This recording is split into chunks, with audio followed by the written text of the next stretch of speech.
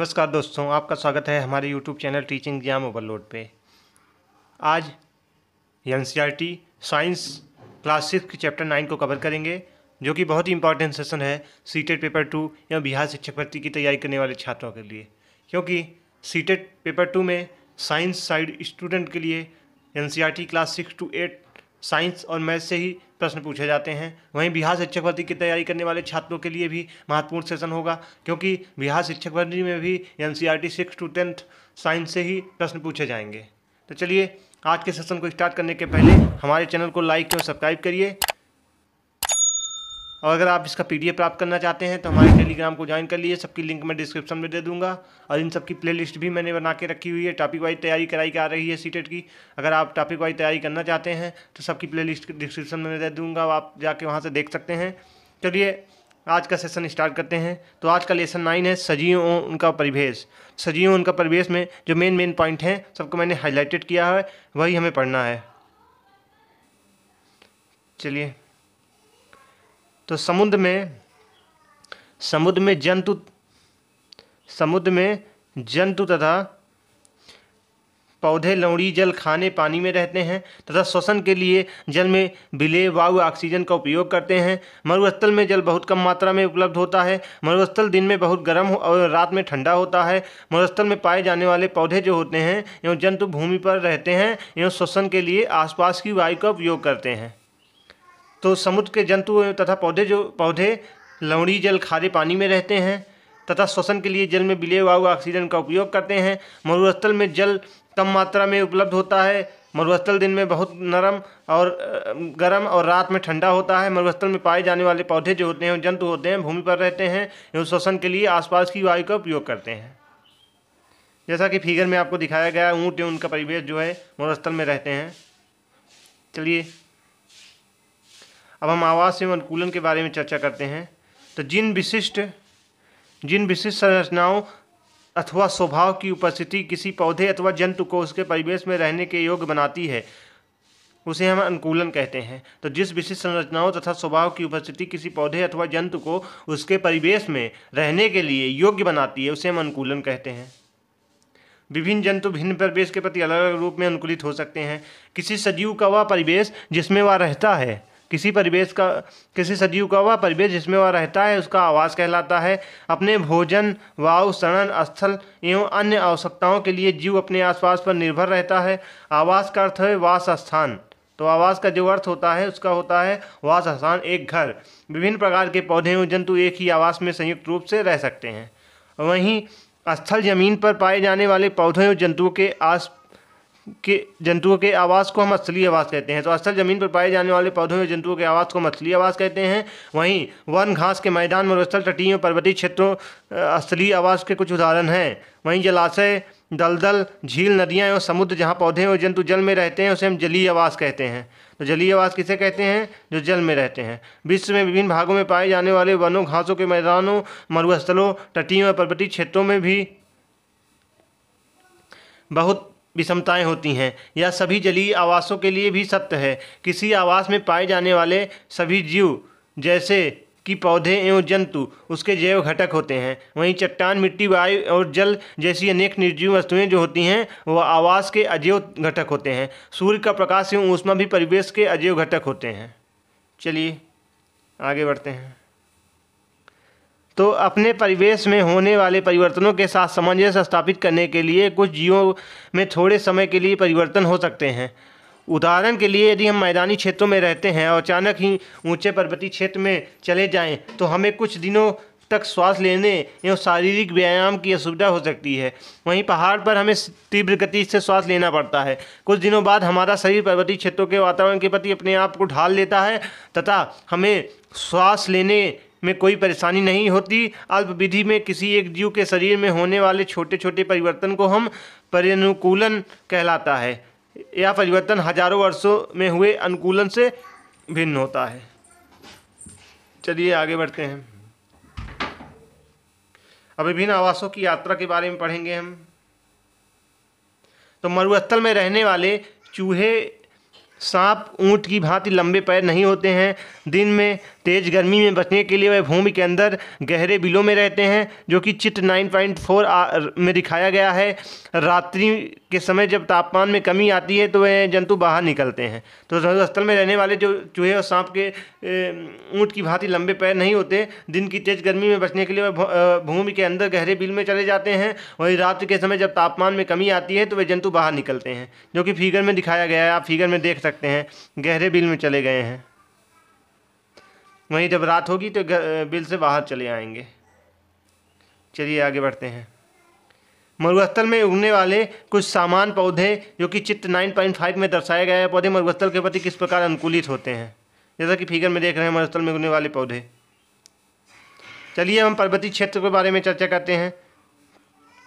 तो जो पर्वतीय क्षेत्र होता है, ये आवास क्षेत्र सामान्यतः बहुत ठंडे होते हैं और इनमें तेज हवा चलती है। कुछ क्षेत्रों में शीतकाल में हिमपात भी होता है। पर्वतीय क्षेत्रों में पौधों एवं जंतुओं को अनेक प्रजातियां पाई जाती हैं। क्या आपने चित्र 9.6 में दर्शाए गए वृक्ष देखे हैं?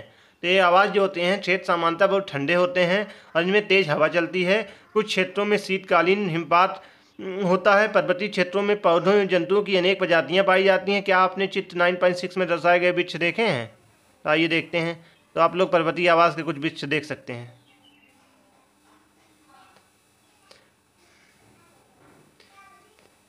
चित्र 9.7 में पहाड़ी तेंदुआ, याक तथा पहाड़ी बकरी पर्वतीय आवास के प्रति अनुकूलित होते हैं, दर्शाया गया है फिगर में। सामान्यतः जो होता है शंक्वाकार होते हैं तथा इनकी शाखाएं तिरछी होती हैं। इनमें से कुछ वृक्षों की पत्तियां सुई के आकार की होती हैं। इससे वर्षा का जल एवं हिम सरलता से नीचे की ओर खिसक जाता है। पर्वतों पर इन वृक्षों में अधिक भिन्न आकृतियों और आकार वाले वृक्ष भी मिल सकते हैं। पर्वत पर जीवित रहने के लिए इनमें कुछ अन्य प्रकार का अनुकूलन हो सकता है। घास स्थल के बारे में चर्चा करते हैं। तो घास स्थल में शेर वन में अथवा घास स्थल में रहता है तथा एक ऐसा शक्तिशाली जंतु है जो हिरण जैसे जंतुओं का शिकार कर उन्हें मारकर खा जाता है। यह मटमैले हल्के भूरे रंग का होता है। एक शेर एवं हिरण का चित्र देखिए, जो कि चित्र 9.8 में दर्शाया गया है। इन दोनों जंतुओं की आंखें उनके चेहरे पर किस प्रकार स्थित हैं? क्या वह चेहरे के सामने हैं अथवा पास में हैं? शेर के अगले पैर के नखर लंबे होते हैं, जिन्हें वह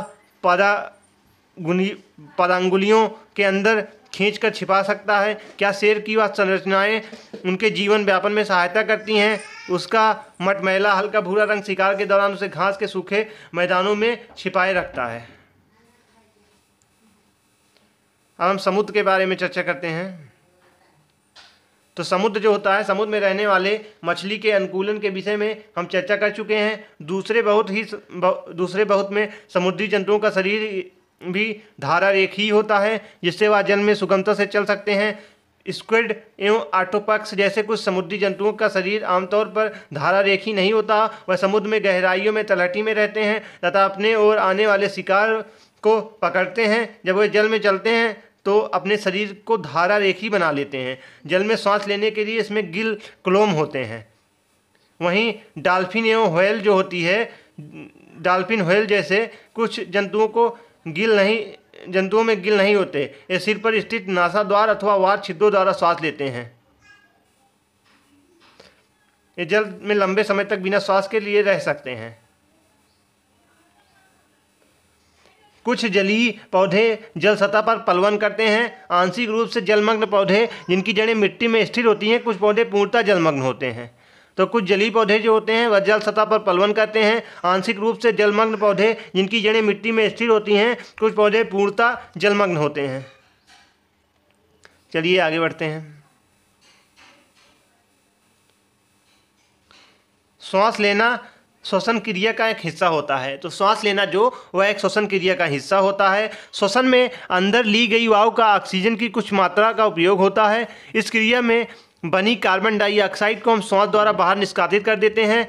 वहीं गाय, भैंस, कुत्ता तथा बिल्ली जैसे कुछ जंतुओं में श्वसन क्रिया मनुष्य की तरह ही होती है। इनमें से किसी भी जंतु का विश्राम की अवस्था में प्रेक्षण कीजिए तथा उसके उदर की गति पर ध्यान दीजिए। यह मंद गति उसकी श्वास लेने की क्रिया को दर्शाती है। श्वसन सभी सजीवों के लिए आवश्यक होता है। ग्रहण किए गए भोजन में श्वसन के द्वारा ही हमारे शरीर को ऊर्जा मिलती है। कुछ जंतुओं में गैस आदान प्रदान का तरीका भिन्न हो सकता है, जो श्वसन का एक हिस्सा होता है। उदाहरण के लिए केंचुआ जो होता है वह त्वचा द्वारा सांस लेता है। हमने पढ़ा है कि मछली के गिल होते हैं, जिनकी सहायता से वह जल में विलेय वायु में ऑक्सीजन अवशोषित कर लेती हैं। वहीं पौधों की श्वसन क्रिया में गैसों का आदान प्रदान मुख्यतः उनकी पत्तियों द्वारा होता है। पत्तियां जो होती हैं वह सूक्ष्म रंध्रों द्वारा वायु को अंदर लेती हैं तथा ऑक्सीजन का उपयोग करती हैं, वह कार्बन डाइऑक्साइड वायु में निष्कासित कर देती हैं। तो हम जानते हैं कि प्रकाश की उपस्थिति में जो पौधे होते हैं वह कार्बन डाइऑक्साइड का उपयोग भोजन बनाने के लिए करते हैं तथा ऑक्सीजन छोड़ते हैं। पौधे केवल दिन के समय में ही भोजन बनाते हैं, जबकि श्वसन क्रिया दिन और रात दोनों ही निरंतर चलती रहती है। तो भोजन बनाने की प्रक्रिया में निष्कासित ऑक्सीजन की मात्रा जो होती है वह पौधों द्वारा श्वसन के उपयोग की गई ऑक्सीजन की अपेक्षा बहुत अधिक होती है। चलिए आगे बढ़ते हैं।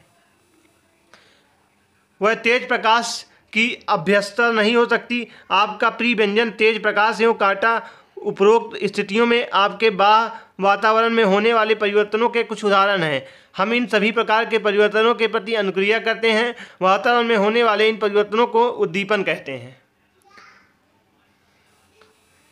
विभिन्न जैव प्रक्रमों के फलस्वरूप हमारे शरीर में कुछ अवशिष्ट पदार्थ उत्पन्न होते हैं। सजीवों द्वारा इन अवशिष्ट पदार्थों के निष्कासन के प्रक्रम को हम उत्सर्जन कहते हैं। तो विभिन्न जैव प्रक्रमों के फलस्वरूप हमारे शरीर में विभिन्न अवशिष्ट पदार्थ उत्पन्न हो जाते हैं, जिसके फलस्वरूप सजीव द्वारा इन अवशिष्ट पदार्थों के निष्कासन के प्रक्रम को हम उत्सर्जन कहते हैं।